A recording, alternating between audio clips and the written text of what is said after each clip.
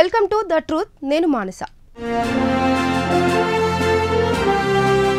ఈ మధ్య కాలంలో చిన్నపిల్లల మానసిక పరిస్థితులపై డాక్టర్లను కలిసే తల్లిదండ్రుల సంఖ్య పెరుగుతూ వస్తుందట.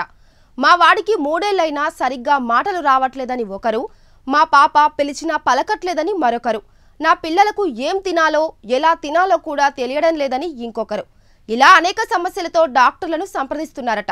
అయితే ఇదంతా ఎందుకు జరుగుతుందని ఆరా తీస్తే అసలు విషయాన్ని గుర్తించారట నిపుణులు. అవును, ఈ మధ్య కాలంలో పిల్లలు పుట్టిన 3 నెలల నుంచే మొబైల్స్ చూసేస్తున్నారు. అందులో కనిపించే బొమ్మ పాటకు అట్రాక్ట్ అయిపోతున్నారు.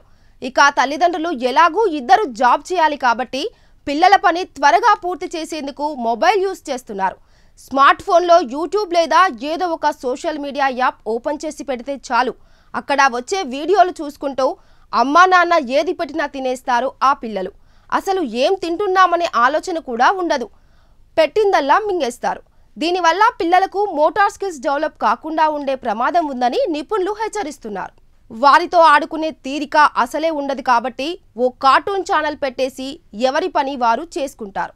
కనీసం ఇంటరాక్ట్ అయ్యే ప్రయత్నం కూడా చేయరు.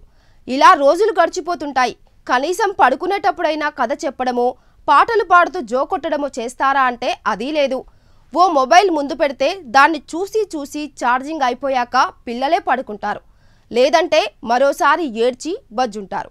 అంటే ఆట పాట రెండు ఆన్లైన్లో దొరుకుతుంటే మేమెందుకులే అని తల్లిదండ్రులు లైట్ తీసుకోవడం, సోషల్ మీడియాలో అట్రాక్టివ్ కంటెంట్ ఉండటంతో పిల్లలు అటువైపే మొగ్గు చూపడం, ఇదంతా ప్రమాదపు అంచుల్లోకి లాక్కెళ్తుంది.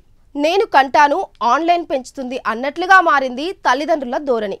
దీంతో కమ్యూనికేషన్ తగ్గిపోవడం, కనీసం రోజుకు కొన్ని మాటలైనా మాట్లాడకపోవడం వల్ల పిల్లలకు మాటలు త్వరగా వచ్చే ఛాన్స్ లేదంటున్నారు నిపుణులు.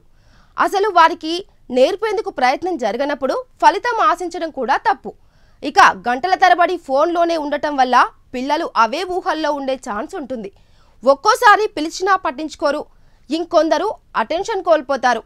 ఎవరైనా ఆడుకుందామని పిలిచినా ఇంట్రెస్ట్ చూపరు.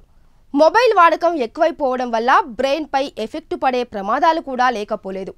కంటి చూపు మందగిస్తుంది. వర్చువల్ ఆటిజం ప్రాబ్లమ్స్ రోజురోజుకు ఎక్కువైపోతున్నాయి. ఇంకొందరు పిల్లలు మొండిగా తయారవుతున్నారు.